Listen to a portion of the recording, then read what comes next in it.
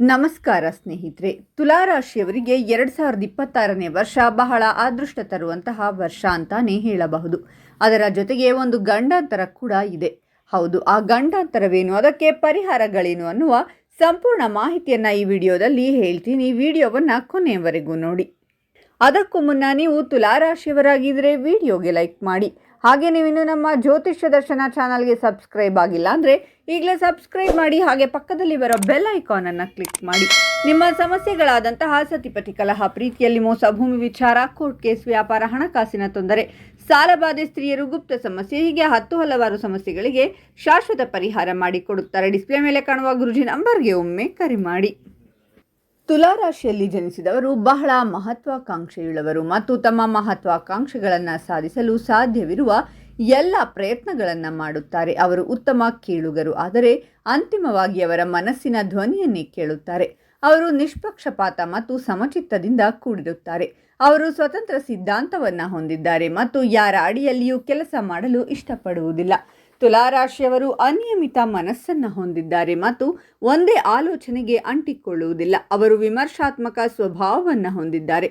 ತುಲಾರಾಶಿಯವರು ಇತರರ ಕೆಲಸವನ್ನು ಮೆಚ್ಚುವುದಿಲ್ಲ. ಅವರು ಮೇಲ್ನೋಟಕ್ಕೆ ಮತ್ತು ನಿರ್ಲಿಪ್ತವಾಗಿ ಮತ್ತು ಕೆಲವೊಮ್ಮೆ ನಿರ್ಣಯಿಸದ ಮತ್ತು ಸ್ವಯಂ ಭೋಗದಿಂದ ಕಾಣುತ್ತಾರೆ. ಗಾಳಿಯ ಸಂಕೇತವಾಗಿರುವುದರಿಂದ ಅವರು ಪ್ರಾಯೋಗಿಕವಾಗಿ ನೋಡಿದಾಗ ನಿಜ ವಾಸ್ತವವನ್ನು ಮೀರಿದ ರೀತಿಯಲ್ಲಿ ಅತಿರೇಕವಾಗಿ ಯೋಚಿಸುತ್ತಾರೆ.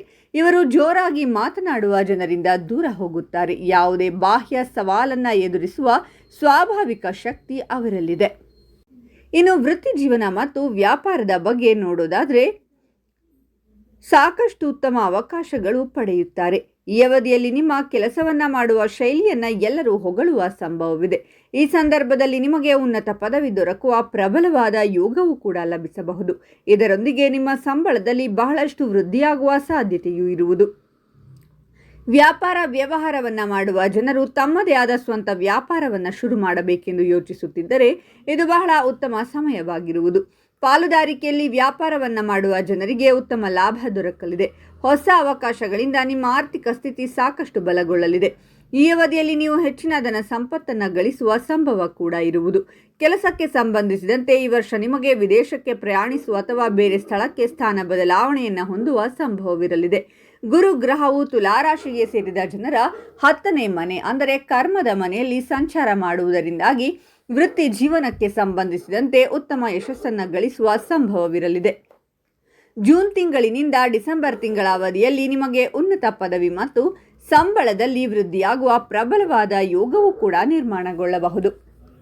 ಈ ವರ್ಷ ನಿಮ್ಮ ಆದಾಯ ಹೆಚ್ಚಾದರೆ ನಿಮ್ಮ ಖರ್ಚುಗಳು ಕೂಡ ಹೆಚ್ಚಾಗಬಹುದು. ಹಾಗೆ ಈ ಅವಧಿಯಲ್ಲಿ ನೀವು ಅನಗತ್ಯ ಖರ್ಚುಗಳನ್ನು ಮಾಡುವುದಿಲ್ಲ. ಇದರ ಬದಲು ಹೂಡಿಕೆ ಅಥವಾ ಉತ್ತಮ ಕಾರ್ಯಗಳಿಗಾಗಿ ಹಣವನ್ನು ವಿನಿಯೋಗಿಸುವಿರಿ. ಈ ವರ್ಷ ತುಲಾರಾಶಿಗೆ ಸೇರಿದ ಜನರಿಗೆ ಹೊಸ ಮನೆ ಅಥವಾ ವಾಹನವನ್ನು ಖರೀದಿಸುವ ಯೋಗ ದೊರಕಬಹುದು. ಈ ಮೊದಲೇ ನೀವು ಹಣವನ್ನು ಕಳೆದುಕೊಂಡಿದ್ದರೆ ಈ ವರ್ಷ ನಿಮಗೆ ಅದು ವಾಪಸ್ಸು ದೊರಕುವ ಸಂಭವವಿರಲಿದೆ. ಆರ್ಥಿಕ ವಿಚಾರಕ್ಕೆ ಸಂಬಂಧಿಸಿದಂತೆ ಈ ವರ್ಷ ನಿಮ್ಮ ಆದಾಯವನ್ನು ಹೆಚ್ಚಿಸಲು ಹೊಸ ಮಾರ್ಗಗಳು ಗೋಚರಿಸುವುದು ಮತ್ತು ನೀವು ಹೆಚ್ಚಿನ ಧನ ಪ್ರಾಪ್ತಿಯನ್ನು ಹೊಂದುವಿರಿ. ನಿಮ್ಮ ಜಾತಕದ 11ನೇ ಮನೆಯಲ್ಲಿ ಗುರುವಿನ ಸ್ಥಿತಿಯಿಂದಾಗಿ ತುಲಾರಾಶಿಗೆ ಸೇರಿದ ಜನರು ಆರ್ಥಿಕ ಸ್ಥಿರತೆಯನ್ನು ಹೊಂದುವುದರೊಂದಿಗೆ ಪ್ರಬಲವಾದ ಸ್ಥಾನವನ್ನು ಸಹ ಗಳಿಸುವ ಸಂಭವವಿರಲಿದೆ. ಆರೋಗ್ಯ ಹೇಗಿರುತ್ತೆ ಅಂತ ನೋಡೋದಾದರೆ ಈ ವರ್ಷ ತುಲಾರಾಶಿಯ ಜನರ ಆರೋಗ್ಯವು ಸ್ಥಿರವಾಗಿರಲಿದೆ. ಆದರೆ ಜೂನ್ ತಿಂಗಳ ನಂತರ ಚರ್ಮ ಅಥವಾ ಮೂಳೆಗಳಿಗೆ ಸಂಬಂಧಿಸಿದಂತಹ ಕೆಲವು ಸಮಸ್ಯೆ ನಿಮ್ಮನ್ನು ಕಾಡುವ ಸಂಭವವಿದೆ. ಹಾಗೆ ತುಲಾರಾಶಿಯ ಜನರು ಯೋಗ ಮತ್ತು ಸಮಯಕ್ಕೆ ಸರಿಯಾಗಿ ನಿದ್ರೆಯನ್ನು ಹೊಂದುವುದರಿಂದ ನಿಮ್ಮ ಉತ್ಸಾಹವು ಸಾಕಷ್ಟು ಹೆಚ್ಚಾಗುವ ಸಂಭವವಿರಲಿದೆ. ಶನಿದೇವನು ತುಲಾರಾಶಿಗೆ ಸೇರಿದ ಜನರ 6ನೇ ಮನೆಯಲ್ಲಿ ಚಲಿಸುವ ಕಾರಣ ಶತ್ರುಗಳು ಮತ್ತು ಆರೋಗ್ಯಕ್ಕೆ ಸಂಬಂಧಿಸಿದಂತಹ ಸಮಸ್ಯೆಗಳನ್ನು ನಿಯಂತ್ರಿಸಲು ಸಾಧ್ಯವಾಗುತ್ತದೆ.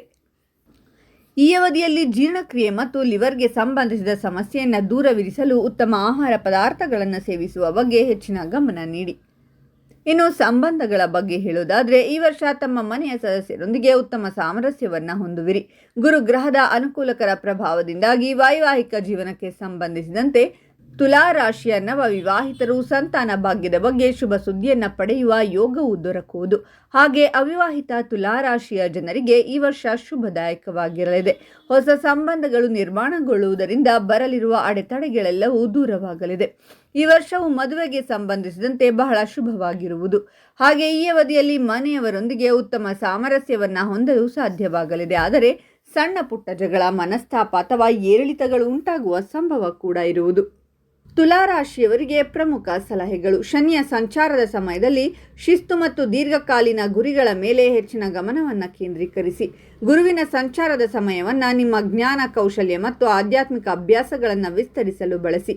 ಈ ಅವಧಿಯಲ್ಲಿ ಹಣಕಾಸಿನ ವಿಷಯವಾಗಿ ಬಹಳ ಜಾಗರೂಕರಾಗಿರಿ ಮತ್ತು ಅನಗತ್ಯ ಅಪಾಯಗಳನ್ನು ತಪ್ಪಿಸಿ. ನಿಯಮಿತ ವ್ಯಾಯಾಮ ಮತ್ತು ಸಮತೋಲಿತ ಆಹಾರದ ಮೂಲಕ ಆರೋಗ್ಯಕ್ಕೆ ಹೆಚ್ಚಿನ ಆದ್ಯತೆ ನೀಡಿ. ತಪ್ಪು ತಿಳುವಳಿಕೆಗಳನ್ನು ದೂರ ಮಾಡಲು ಸಂಬಂಧಗಳಲ್ಲಿ ಮುಕ್ತ ಸಂವಹನವನ್ನು ಹೊಂದುವುದು ಬಹಳ ಮುಖ್ಯ. ಇನ್ನು ತುಲಾ ರಾಶಿಯವರು 2026ರಲ್ಲಿ ವಾಹನದಿಂದ ಎಚ್ಚರವಾಗಿರಿ. ಈ ವರ್ಷ ಬಹಳ ಸಂಕಷ್ಟ ಎದುರಿಸಬೇಕಾಗುತ್ತದೆ.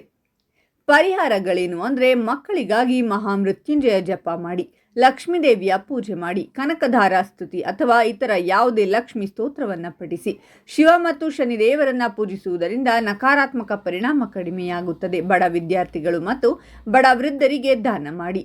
ಶುಕ್ರವಾರದಂದು ದೇವಿ ಲಕ್ಷ್ಮಿಯನ್ನು ಪೂಜೆ ಮಾಡುವುದು ಅಥವಾ ಅಷ್ಟಲಕ್ಷ್ಮಿ ಸ್ತೋತ್ರವನ್ನು ಪಠಿಸುವುದರಿಂದ ಆರ್ಥಿಕ ಕಷ್ಟಗಳಿಂದ ಮುಕ್ತಿ ದೊರಕಬಹುದು. ಬಡವರಿಗೆ ಹಾಲು ಅಥವಾ ಮೊಸರು, ಬಿಳಿ ವಸ್ತುಗಳನ್ನು ದಾನ ಮಾಡುವುದರಿಂದ ಶುಭವಾಗಬಹುದು. ಈ ಅವಧಿಯಲ್ಲಿ ತುಲಾ ರಾಶಿಯವರು ಓಂ ಶುಂ ಶುಕ್ರಾಯ ನಮಃ ಮಂತ್ರವನ್ನು ಜಪಿಸಿ. ಪ್ರತಿದಿನ ಹನುಮಾನ್ ಚಾಲಿಸ ಪಠಿಸಿ ಮತ್ತು ಕಪ್ಪು ನಾಯಿಗೆ ರೊಟ್ಟಿಯನ್ನು ತಿನ್ನಲು ನೀಡಿ. ತಾಮ್ರ ಪಾತ್ರದಿಂದ ಉದಯಿಸುತ್ತಿರುವ ಸೂರ್ಯನಿಗೆ ಅರ್ಘ್ಯವನ್ನು ಅರ್ಪಿಸಿ. ಇನ್ನು ಈ ಮಾಹಿತಿಯನ್ನು ತುಲಾ ರಾಶಿಯವರಿಗೆ ತಪ್ಪದೇ ಶೇರ್ ಮಾಡಿ. ಅವರು ಕೂಡ ಕಷ್ಟಗಳಿಂದ ಹೊರಬರುವಂತಾಗಲಿ. ನಿಮಗೂ ಒಳಿತಾಗುತ್ತದೆ. ಓಂ ಮಹಾಲಕ್ಷ್ಮಿಯೇ ನಮಃ ಅಂತ ಕಾಮೆಂಟ್ ಮಾಡಿ. ತುಲಾ ರಾಶಿಯವರ ಪ್ರತಿ ತಿಂಗಳ ಭವಿಷ್ಯಕ್ಕಾಗಿ ಹಾಗೂ ಇನ್ನೂ ಹೆಚ್ಚಿನ ಮಾಹಿತಿಗಾಗಿ ನಮ್ಮ ಚಾನಲನ್ನು ತಪ್ಪದೇ ಸಬ್ಸ್ಕ್ರೈಬ್ ಮಾಡಿ.